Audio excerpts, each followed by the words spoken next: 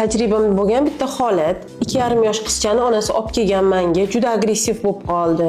Ovqatlanayotganimizda dodaga piyalani otvordi deb olib kelganlar-da, bilmayman qayerdan bola bunaqa bo'lyapti deb.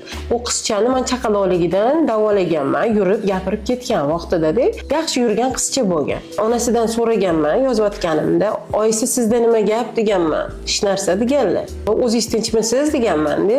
"Ha" deganlar-da. "Kimni urgis kelyapti?" deganman-da onasiga. "Mani-chi" degan shu katta ovsinimni shunaqa qilgim kelyapti deganlar. "Fursam, urib tashlagim kelyapti" deganlar.